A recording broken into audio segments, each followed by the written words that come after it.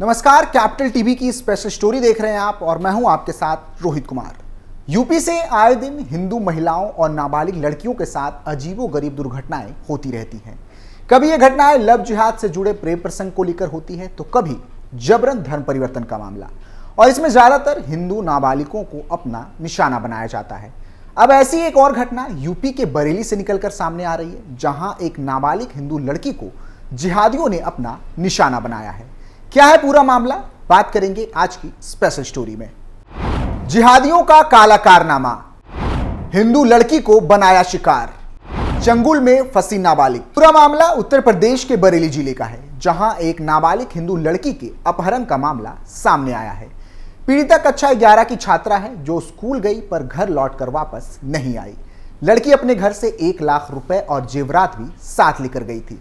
इस मामले में 4 नामजद मुस्लिमों सहित एक अन्य अज्ञात के खिलाफ मामला दर्ज कर लिया गया है।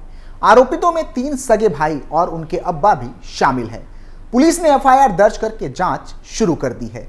यह घटना बरेली के थाना क्षेत्र अलीगंज का बताया जा रहा है, जहां पीड़िता के पिता ने पुलिस में शिकायत दर्ज कराई है। शिकायत में उन्होंने बताया है कि उनकी नाबालिग बेटी कक्षा 11 की छात्रा है, जो गांव के ही पास अपने स्कूल में मार्कशीट लेने गई थी, लेकिन शाम तक घर नहीं लौटी।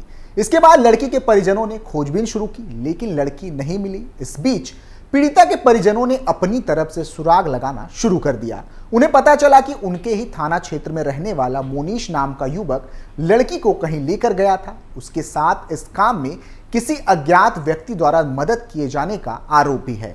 शिकायत के मुताबिक मोनीश काफी समय से पीड़िता को परेशान करता था। इसकी शिकायत पहले भी उसके घर वालों ने की थी। हालांकि इन मिन्नतों का मोनीश के घर वालों पर कोई असर नहीं पड़ा था। उल्टे उन लोगों ने लड़की के परिजनों को ही डांटकर भगा दिया था।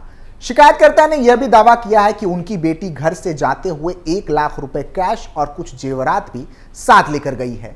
शिकायत में मोनीश के 2 भाइयों सहित उसके अब्बा अहमद रजा को भी नामजद किया गया है। नामजद भाइयों के नाम जाहिद और माजिद हैं। एक अन्य व्यक्ति अज्ञात पर भी मामला दर्ज किया गया है। इन सभी पर फिलहाल आईपीसी की धारा 363 और 366 के साथ 120 बी के तहत कार्रवाई शुरू कर दी गई है और इनकी तलाश की जा रही है। बता दें कि यूपी से इस तरह के मामले कोई नई बात नहीं है, अक्सर ऐसी घटनाएं सामने आती रहती हैं।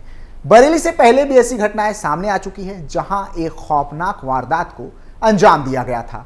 घटना इतनी डरावनी है कि जानकर आपके होश उड़ जाएंगे, जहां एक मुस्लिम युवक ने एक हिंदू लड़की को ट्रेन के आगे फेंक दिया और ट्रेन की चपेट में आकर उसकी मौत हो गई थी। घटना की जानकारी होने के बाद तत्काल पुलिस ने मामला दर्ज कर आरोपी को गिरफ्तार कर लिया था।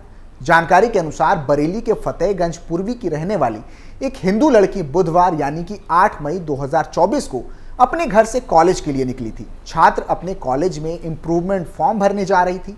छात्रा की मां ने अपनी शिकायत में बताया है कि उनकी बेटी को पास का ही रहने वाला फरियाद इस दौरान रास्ते में मिला और अपनी बाइक से कॉलेज छोड़ने की बात कही।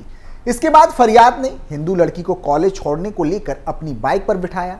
हालांकि वह बाद में उसे कॉलेज ना ले जाकर पास के ही कस्बे कटरा की तरफ ले गया। हालांकि इस दौरान हिंदू लड़की के भाई ने उसे साथ जाते देख लिया। इसके बाद लड़की के भाई ने अपने घर पर इस विषय में सूचना दी। यह सूचना पाकर लड़की के परिजन उसको ढूंढते हुए पहुंचे। उन्होंने घटनास्थल पर पहुंचकर देखा कि फरियाद उनकी लड़की को ट्रेन लाइन की तरफ खींचकर ले जा रहा था।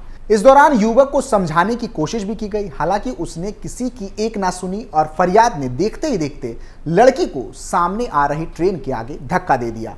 इससे लड़की की घटनास्थल पर ही मौत हो गई। यह घटना बहगुल नदी पर बने हुए पुल पर हुई। इस दौरान लड़की का शव नदी में जा गिरा, जिसके बाद स्थानीय पुलिस को इस मामले में सूचना दी गई। मृतका के परिजनों ने आरोप लगाया है कि फरियाद ने परिवार वालों पर भी हमला किया। फिलहाल फरियाद को पुलिस ने गिरफ्तार कर लिया है और एफआईआर भी दर्ज कर ली गई है।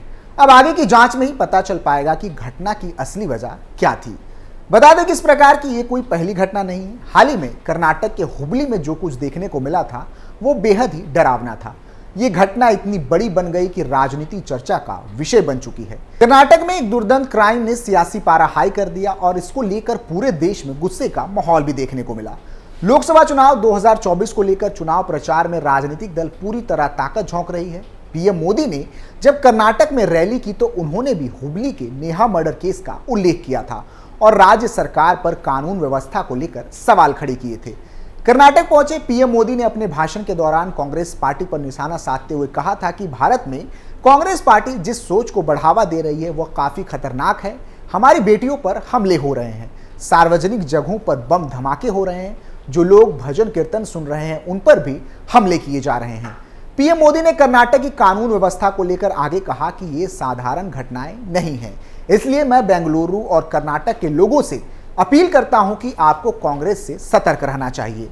नेहा मर्डर केस की खबरें आने के तुरंत बाद ही मुस्लिम संगठनों ने आरोपी फयाज पर हमला बोला था और प्रशासन से आरोपी के खिलाफ सख्त कार्रवाई करने की मांग की थी। लेकिन अब जब पीएम मोदी ने आक्रामक बयान दिए तो मुस्लिम संगठनों ने इसका विरोध किया है। इन मुस्लिम संगठनों का कहना था कि उनके इस घटना के जिक्र और बयान से राज्य में लव जिहाद को लेकर जारी विरोध प्रदर्शन को और भी बल मिलेगा। दरअसल 18 अप्रैल को फयाज गोंडू नाइक नाम के एक शख्स ने कर्नाटक के हुबली जिले के बीबीबी कॉलेज कैंपस में कांग्रेस पार्षद निरंजन हिरेमठ की बेटी नेहा हिरेमठ की चाकू मारकर हत्या कर दी थी।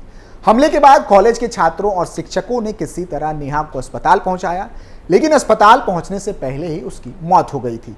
बता दें कि नेहा की हत्या के बाद अखिल भारतीय विद्यार्थी परिषद समेत कई संगठनों ने उत्तरी कर्नाटक के कई शहरों और कस्बों में विरोध प्रदर्शन शुरू कर दिया था और आरोपी को फांसी देने की मांग कर डाली थी। ये सभी संगठन इस मामले को लव जिहाद तक बता रहे थे। वहीं नेहा की हत्या पर उसके पिता निरंजन हिरेमठ ने भी इस घटना को लव जिहाद का नाम दिया था। उनका दावा था कि आरोपी ने उनकी बेटी को फंसाने की योजना बनाई थी और नेहा को धमकी दी जा रही थी, जिसको लेकर हमारी लड़की ने ध्यान नहीं दिया और अब इसका खामियाजा हमें भुगतना पड़ा है। चलिए हम आपको कुछ आंकड़ों से रूबरू कराते हैं जिसे जानना आपके लिए भी बेहद जरूरी है। पिछले 6 साल में 56 हिंदू लड़कियों की हत्या हुई है। एक आंकड़े के अनुसार पिछले 6 वर्ष में दिल्ली समेत देश भर में ऐसे 56 मामले सामने आए हैं जिसमें हिंदू लड़कियों की हत्या करने वाले दूसरे धर्म से संबंध रखते थे। वर्ष 2017 से अभी तक के ये वो मामले हैं जो सामने आए हैं और मुकदमे दर्ज हुए हैं।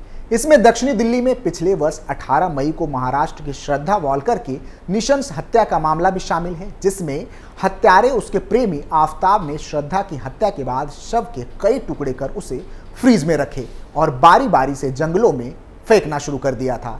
इस तरह के सर्वाधिक मामले उत्तर प्रदेश के हैं, जहां 6 वर्ष में 20 लड़कियों की हत्या हुई है। दिल्ली और उत्तराखंड में 5-5 तो हरियाणा तथा छत्तीसगढ़ में 3-3 हत्या के मामले इसी तरह के प्रकरण वाले हैं। इन वर्षों में महाराष्ट्र में 7 और झारखंड में 6 हत्याओं में मरने वाली हिंदू लड़कियां थीं तथा मारने वाले दूसरे धर्म से संबंध रखते थे। बंगाल में 2 तथा असम, हिमाचल प्रदेश और आंध्र प्रदेश से भी एक हत्या के मामले सामने आए हैं। राजस्थान भी 2 हत्याओं का गवाह है।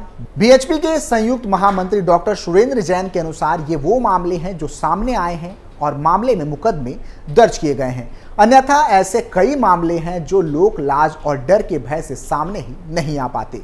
उन्होंने आरोप लगाते हुए कहा है कि धार्मिक गुरु और नेताओं के गठजोड़ से इसे बढ़ावा दिया जा रहा है। ऐसे में लव जिहाद को इस्लाम विरोधी बताने वाले मौलानाओं को तत्काल इसके खिलाफ फतवा जारी करना होगा, जिसमें यह कहा जाए कि जो लव जिहाद करेगा उसे धर्म से बाहर कर दिया जाएगा। फिलहाल के लिए इतना ही। आप देखते रहिए कैपिटल टीवी उत्तर प्रदेश। नमस्कार।